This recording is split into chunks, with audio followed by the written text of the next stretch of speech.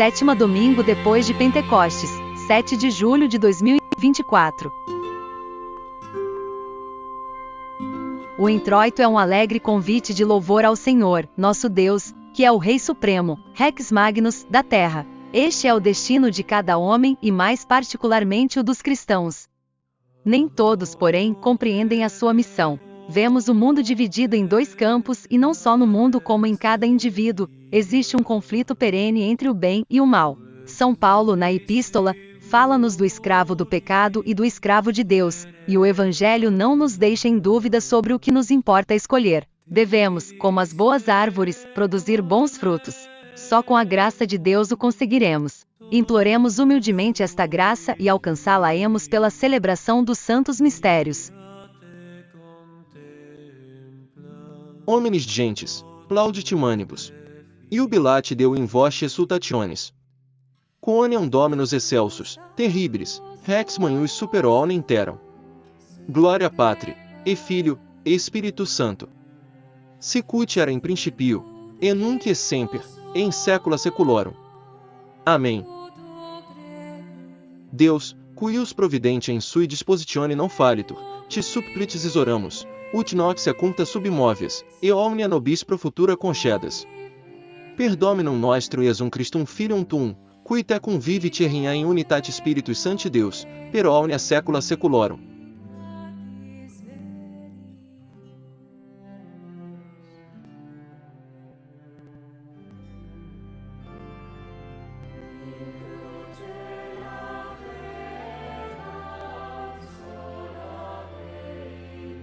Leitura da Epístola de São Paulo Apóstolo aos Romanos.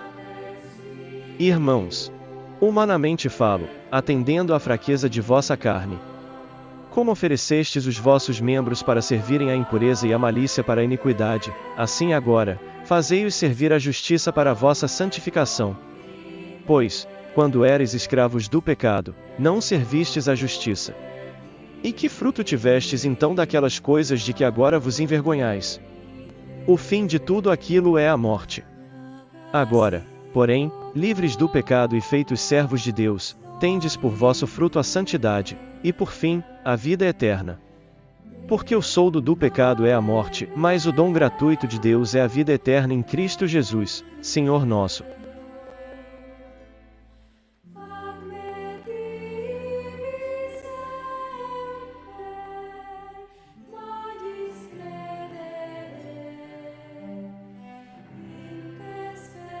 Sequência do Santo Evangelho segundo São Mateus. Naquele tempo, disse Jesus a seus discípulos: acautelai-vos dos falsos profetas, que vêm a vós sob peles de ovelhas, e por dentro, no entanto, são lobos vorazes. Por seus frutos os conhecereis. Porventura colhem-se uvas, de espinhos, ou figos, de cardos? Assim toda árvore boa dá bons frutos, e a árvore má dá frutos maus. Não pode a boa árvore dar maus frutos, nem a árvore má dar frutos bons. Toda árvore que não der bom fruto, será cortada e lançada ao fogo. Portanto, por seus frutos é que conhecereis os homens. Nem todo aquele que me diz, Senhor, Senhor, entrará no reino dos céus, e sim, o que faz a vontade de meu Pai que está nos céus, esse é que entrará no reino dos céus. Convém tratar hoje daquilo que é o cerne do nosso apostolado, a Santa Missa. Em particular, tratemos hoje do valor dos ritos que circundam a consagração, das cerimônias da missa. A missa não se resume simplesmente à consagração, embora seja ela a parte essencial da missa, em que o pão e o vinho se transformam no corpo e no sangue de nosso Senhor Jesus Cristo e em que o sacrifício de Cristo se renova sobre os altares. As orações, as cerimônias, enfim, o rito que circunda as palavras da consagração tem um valor importantíssimo para a nossa fé, para a nossa espiritualidade. O fruto que tiramos do santo sacrifício da missa depende em grande parte do valor do rito que circunda a parte essencial da missa, isto é, das orações e cerimônias que circundam a parte essencial da missa, que é a consagração. É preciso compreender que, na missa e nos outros sacramentos, a Igreja quis que a essência do sacramento fosse cercada por várias cerimônias. Evidentemente, tais cerimônias permanecem acidentais em relação à essência da missa, que são as palavras da consagração pronunciadas sobre o pão e o vinho. Todavia, acidental não quer dizer descartável ou sem importância. Que um homem tenha um braço ou não é acidental, pois com ou sem o braço ele continua sendo um ser humano. Que uma pessoa esteja com saúde ou não é acidental. Que uma pessoa tenha o uso da razão ou não é acidental, pois, independentemente disso, continua sendo um ser humano. Que uma pessoa tenha o uso da razão é acidental. A graça santificante é acidental. Os acidentes, permanecendo sempre acidentes, são importantes, segundo diversos graus. As cerimônias que orbitam em torno da essência do sacramento são também importantíssimas, mesmo se elas são acidentais. Vejamos o que diz São Tomás sobre essas cerimônias em torno dos sacramentos.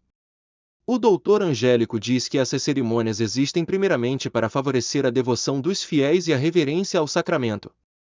Assim, as cerimônias servem para mostrar a importância e a grandeza do que está sendo feito. Os sacramentos em geral e a missa de modo particular não são uma ação ordinária, corriqueira, mas são ações maiores do que a criação do céu e da terra por Deus, pois a criação do céu e da terra está na ordem natural, enquanto os sacramentos estão na ordem sobrenatural. As cerimônias da missa, portanto, nos indicam a grandeza do sacramento, a sua importância e nos dirige à devoção e ao respeito pelo sacramento. Em segundo lugar, São Tomás diz que as cerimônias em torno dos sacramentos servem para a instrução dos fiéis. Nós, seres humanos, temos uma inteligência que parte do sensível para o espiritual. Nós devemos, portanto, também na liturgia, ser instruídos por sinais sensíveis. Assim, o ofertório da missa tradicional, por exemplo, nos diz claramente que o que se oferece na missa é o corpo e o sangue de Cristo ao tratar o pão e o vinho como se já fossem o corpo e o sangue de Cristo. Desse modo, pelas cerimônias e orações da missa, os fiéis são instruídos ou levados a uma sã curiosidade para saber o que significa tudo aquilo em torno do sacramento. A liturgia deve ser rica de cerimônias e orações na medida justa. A missa tradicional tem essa medida exata na quantidade e na qualidade. Foram cerimônias e orações formadas ao longo dos séculos da Igreja, e formadas perfeitamente segundo a doutrina católica e segundo a natureza humana. E ninguém conhece a natureza humana mais do que a Igreja. Quando ela forja uma liturgia ao longo dos séculos, como é o caso da liturgia tradicional, ela sabe exatamente o que fará bem aos homens, o que os conduzirá efetivamente a Deus. A Igreja é uma mãe sábia, a mais perfeita das pedagogas. E como a natureza humana não muda ao longo dos séculos, permanecendo sempre a mesma, também a liturgia não pode ser drasticamente alterada. Se a liturgia é drasticamente alterada, haverá, certamente, prejuízo para as almas.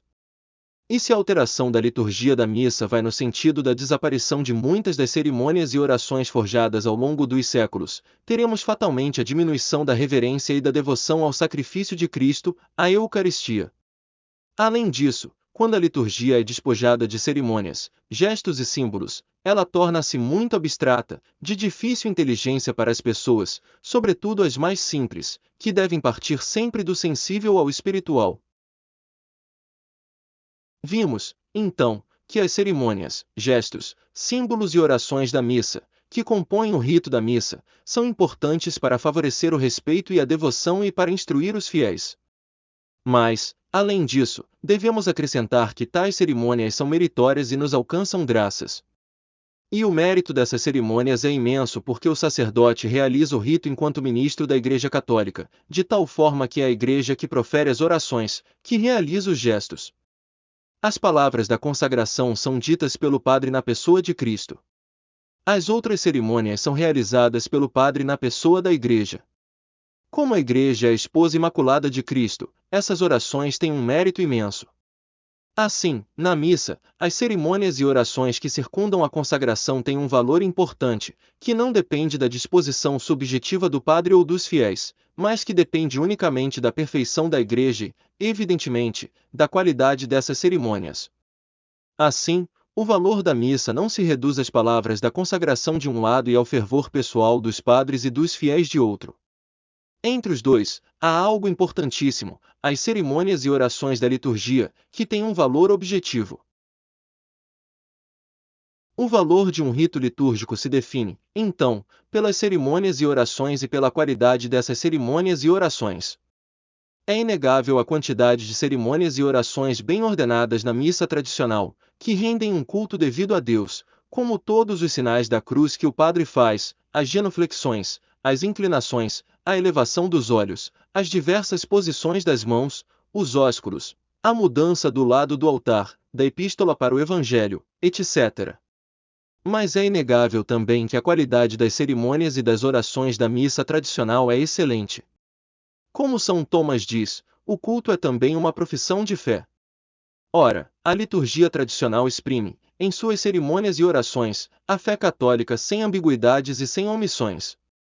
Ela exprime a presença real, ela exprime o caráter de sacrifício da missa, sobretudo de sacrifício pelo perdão dos pecados. Ela exprime, sobretudo no ofertório, a diferença entre o sacerdócio dos fiéis e o do ministro ordenado. Suas orações exprimem com clareza aquilo que é a missa e suas finalidades. Suas orações e cerimônias são harmônicas entre si e perfeitamente ordenadas. Elas estão voltadas, sobretudo, para Deus e para a salvação da nossa alma. As referências às verdades e aos mistérios sobrenaturais são onipresentes: Santíssima Trindade, encarnação, pecado, virtude, céu, inferno, etc. A integridade, a harmonia ou ordem e a manifestação desses atributos dão à missa tradicional a sua beleza incomparável, fundada no dogma e na sã espiritualidade. Ora, a beleza é definida justamente como aquilo que agrada a uma faculdade que pode conhecer, a visão, a audição e, sobretudo, a inteligência. A missa tradicional, sendo belíssima, porque perfeitamente íntegra e ordenada, é, então, agradabilíssima a Deus. A Igreja sempre considerou o rito romano tradicional como o mais belo, de uma beleza objetiva, fundada no dogma e na espiritualidade. Assim, o padre Fortescue, renomado liturgista, podia dizer no início do século XX: não há na cristandade um rito tão venerável quanto o nosso. E o padre Faber dizia desse rito: é a coisa mais bela deste lado do céu. O Papa Bento XIV, comparando o rito romano, tradicional, aos ritos católicos orientais, dizia, a Latae Sunt, 20, que como o rito latino é o rito da Santa Igreja Romana e essa igreja é a mãe e mestra das outras igrejas, o rito latino deve ser preferido a todos os outros ritos. O valor do rito da missa tradicional é imensurável e é de suma importância, porque nos alcança graças e mais graças além das graças do sacramento. O rito tradicional, por todas suas qualidades, nos alcança graças imensas para uma melhor preparação para receber a Eucaristia, favorecendo a devoção, nos instruindo e permitindo assim que conheçamos melhor o mistério e que o amemos mais profundamente e nos disponhamos mais perfeitamente para a graça do sacramento. Dispondo-nos melhor para receber o sacramento pela devoção, pela instrução e pelas graças das cerimônias e orações do rito, poderemos receber com grande fruto o Santíssimo Sacramento e poderemos avançar com maior firmeza no caminho da santidade, para restaurar tudo em Cristo. Em nome do Pai, e do Filho, e do Espírito Santo. Amém.